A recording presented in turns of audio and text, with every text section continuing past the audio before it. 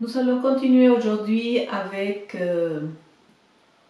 la parole qui nous est donnée dans 1 Jean 5, 11, qui dit que le témoignage que Dieu nous a donné, notre Père Céleste, ce témoignage, c'est que Dieu nous a donné la vie éternelle et que cette vie est dans son Fils.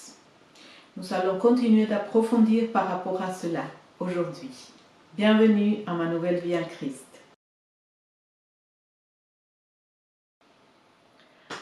Comme nous avions vu dans 1 Jean 5, il nous disait que le Père, que nous avons la vie éternelle et que cette vie est en son Fils.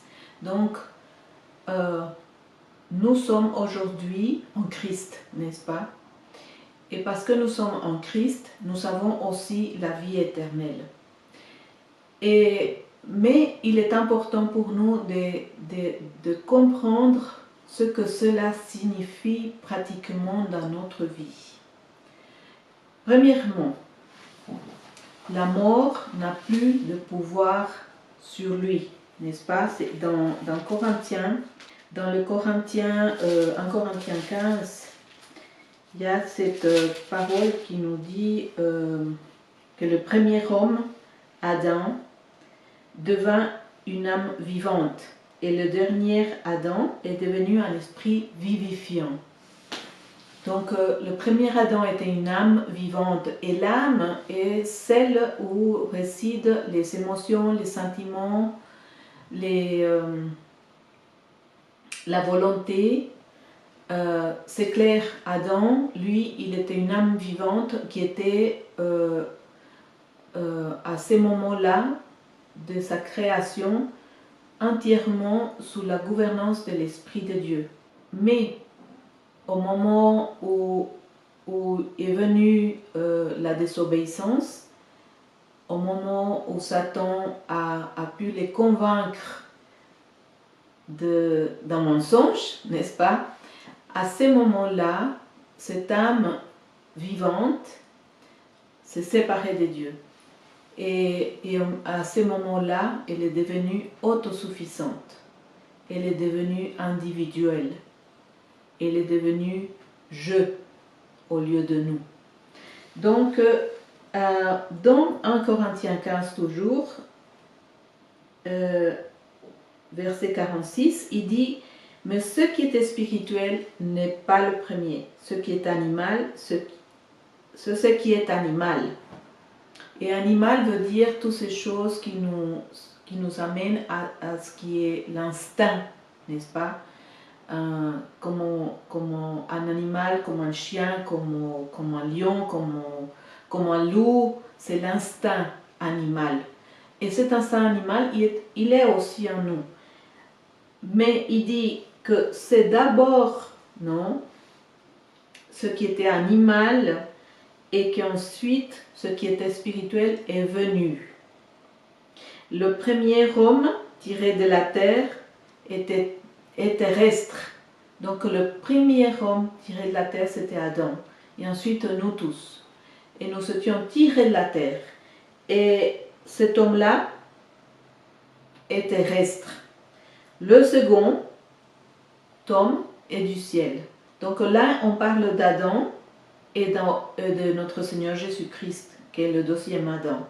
Mais en même temps, on parle de nous, parce que quand nous sommes nés d'un père et une mère, nous étions nés de la terre. Nous étions nés d'une sémence corruptible. Nous étions cet homme déchu. Dans Jean, si vous regardez dans Jean 1, verset 12, il est écrit qu'à ceux qui ont cru à la vérité, à ce que notre Seigneur Jésus-Christ a annoncé, la parole leur a donné de devenir enfants de Dieu, engendrés par la parole. Et c'est expliqué que ce n'est pas un enfant qui a été engendré par une sémence d'un homme et d'une femme. C'est un enfant qui a été engendré par la sémence incorruptible de Dieu et par l'Esprit. Donc c'est à ce moment-là que nous devenons cet esprit vivifiant. Donc vous voyez, il y a les deux. Il y a le premier Adam terrestre qui était en nous, donc notre être charnel. Et ensuite, quand nous avons entendu la bonne nouvelle de l'Évangile et que nous avons accepté que Jésus-Christ est mort pour nos péchés et que avec lui, notre vieil homme a été crucifié et enterré avec lui, à ce moment-là, au moment du baptême, il y a quelque chose d'extraordinaire qui s'est passé, c'est que nous avons pris vie, une vie par l'Esprit. Et que à ce moment-là, nous devenons cet esprit vivifiant. Esprit vivifiant. Parce que nous sommes en Christ. Et nous sommes le corps de Christ. Donc nous sommes comme lui. La même chose. Ensuite, il dit, verset 48, on est toujours à 1 Corinthiens 15, 48, il dit, tel est le terrestre, tels sont aussi les terrestres. Et cela, nous pouvons le constater, n'est-ce pas? Mais et tel est le céleste, tels sont aussi les célestes. Et qui est le céleste? Celui qui vient d'en haut. Et nous sommes venus d'en haut. Nous sommes venus d'en haut. Éphésiens 1 nous le confirme. Et parce que la parole dit dans Éphésiens 1 que notre Père nous a choisis avant la fondation du monde. Donc, nous avons l'image du terrestre, le premier Adam, mais ensuite, après Jésus-Christ, nous avons l'image du céleste qui est venu d'en haut. Et verset 49, il dit ceci, de même que nous avons porté l'image du terrestre, de même nous porterons aussi l'image du céleste. Et c'est ce qui se passe aujourd'hui. Pourquoi il est important que nous comprenions que nous avons la vie éternelle? Parce que éternel, je vais juste prendre mon téléphone, éternel veut dire, dans le grec, éternel veut dire ceci. C'est le mot aionios. Aionios. Et aionios veut dire ceci. C'est la qualité unique de la vie de Dieu à l'œuvre dans le croyant. C'est-à-dire la manière dont le Seigneur manifeste sa vie au travers de nous. Et c'est ça, nous avons la vie éternelle. Et ensuite il dit, telle qu'elle est sa vie sans péché. Et la vie éternelle opère simultanément hors du temps, dans le temps et au-delà du temps. Et ça, c'est très important pour nous de prendre connaissance, de prendre conscience ensuite et d'y marcher dans cette connaissance. Parce que éternel veut dire que n'a pas de temps, ni passé, ni futur. C'est toujours aujourd'hui. C'est pour ça que dans les Hébreux, c'est marqué, si aujourd'hui tu entends ma voix, ne refuse pas de comprendre. C'est toujours, avec le Seigneur, c'est toujours aujourd'hui. Et il dit, à chaque jour suffit sa peine. Pourquoi? Parce que si tout ce que j'ai, c'est aujourd'hui, tout en moi va se concentrer dans cet aujourd'hui. Parce que l'être charnel, l'être terrestre, n'est-ce pas?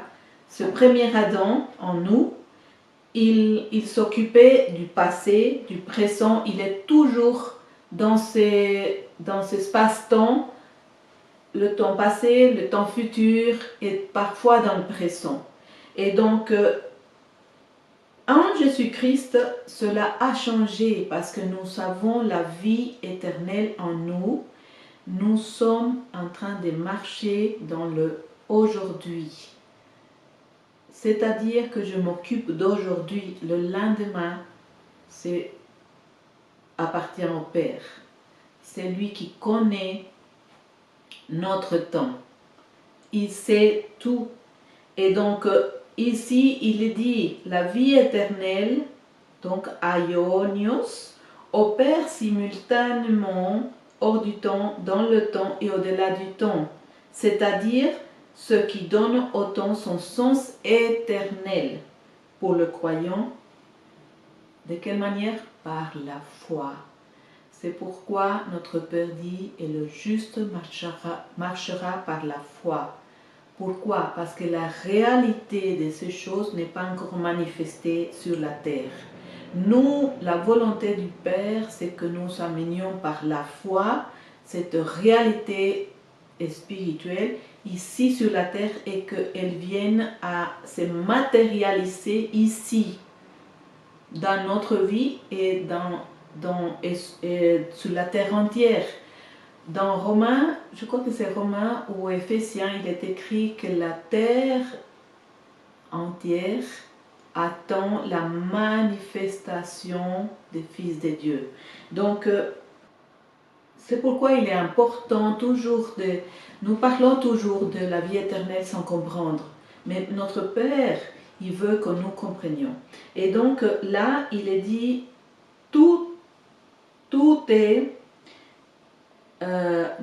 tout ne se concentre pas sur l'avenir en soi, mais plutôt sur la qualité de l'âge, de ce qu'on vit aujourd'hui, sur la qualité de ce temps d'aujourd'hui que j'ai. Je me concentre sur ça, parce que si je me concentre sur ça, je vais être dans ce maintenant, et à ce moment-là, le Saint-Esprit peut me conduire mieux, mais aussi ma pensée n'est pas occupée par le passé et le futur.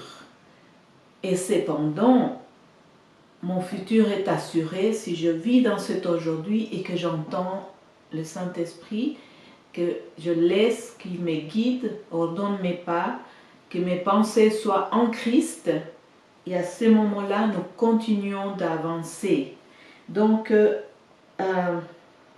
de finir parce que il dit ainsi les croyants vivent dès maintenant dans la vie éternelle. Expérimentons cette qualité de la vie de Dieu comme une possession présente. Voyez, c'est quelque chose que nous possédons. Et ça, c'est dans la pratique elle-même. Et cela demande un exercice pour nous pour la chair, parce que de dominer la chair par l'esprit. Pourquoi? Parce que la chair, elle n'est pas dans la vie éternelle. La chair, elle est dans le temporaire. C'est pour ça que la mort n'a plus de pouvoir sur nous, parce que nous ne sommes plus mortels. Nous avons la vie éternelle aujourd'hui. Dans Jean 3, 36, on va lire ça. Dans Jean 3, 36, nous voyons que Jésus déjà nous parlait de cela et il disait ceci. Je vais lire le verset 31 parce que je trouve que c'est très intéressant. Il dit, celui qui vient d'en haut est au-dessus de tous. Celui qui est de la terre est de la terre. Donc, si on compare ce verset avec le verset de 1 Corinthiens 15, 45 ou 46, on voit bien que Paul parlait de quelque chose qui était déjà confirmé, dont Jésus-Christ avait déjà parlé. Donc si nous avons aujourd'hui l'image du céleste, nous sommes aussi au-dessus de tous. Et si nous marchons dans l'image du terrestre, ben, nous sommes comme les communs des mortels. Par contre, il dit, je vais le lire de nouveau, celui qui vient d'en haut est au-dessus de tous. Celui qui est de la terre est de la terre. Et il parle comme étant de la terre. Voyez? Donc l'être terrestre, il va parler comme un être de la terre. Mais aujourd'hui, nous sommes à l'image du céleste. Donc, conforme à l'image de Christ, c'est clair, nous sommes dans ce processus où notre âme doit être assujettie parce que nous sommes déjà conformes à l'image du céleste. Nous sommes déjà en Christ. Nous sommes déjà son corps. Et lui, il est déjà la tête. Donc, c'est notre âme que par l'Esprit, le pouvoir du Saint-Esprit, nous dominons cette âme qui est volontaire, qui est volontarieuse, et que nous la dominons pour la soumettre à la volonté du Saint-Esprit, sous le gouvernement du Saint-Esprit. Donc, et ça, c'est notre devoir. Alors maintenant, il parle comme étant de la terre, donc l'être terrestre, n'est-ce pas? Et celui qui vient du ciel est au-dessus de tous. Maintenant, il dit ceci, verset 35, « Le Père aime le Fils et il a remis toutes choses entre ses mains.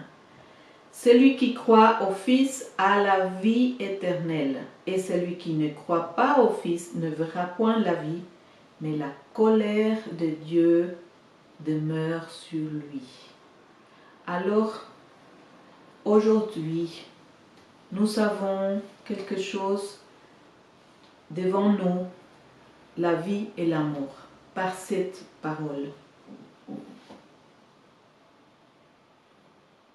Qu'est-ce que tu vas choisir? Marcher selon l'image du terrestre ou marcher selon l'image du céleste? Par la foi. Et à ce moment-là, sache que si tu choisis de marcher selon l'image du céleste, le pouvoir du Saint-Esprit est en toi et se libère en toi, et en même temps, les paroles de Jésus viennent dans ta bouche, mais aussi ton âme commence à être assujettie à qui tu es, parce que ton identité se trouve en Christ. Donc, pour aujourd'hui, je veux juste dire quelque chose, ajouter quelque chose, que c'est encore une parole qui confirme la vie éternelle. Se trouve dans Jean 5, 24, il dit « En vérité », ça c'est Jésus qui a dit, et a enseigné au moment où il était sur terre, n'est-ce pas? En vérité, je vous le dis, celui qui écoute ma parole et qui croit à celui qui m'a envoyé à la vie éternelle, et ne vient point en jugement, mais il est passé de la mort à la vie. Donc nous avons besoin de changer toute croyance qui s'oppose à cela en nous. Toute pensée qui vient là s'opposer à cette vérité en nous, nous devons l'amener captive à l'obéissance à Christ. Et c'est ma prière qu'aujourd'hui, cette parole puisse te libérer de tout ce qui est mort dans ta vie, de tout lien de mort dans ta vie. Au nom de Jésus, je brise, je déclare que à cause de cette parole, tout lien de mort dans ta vie est brisé au nom de Jésus et par le pouvoir du Saint-Esprit. Sois béni.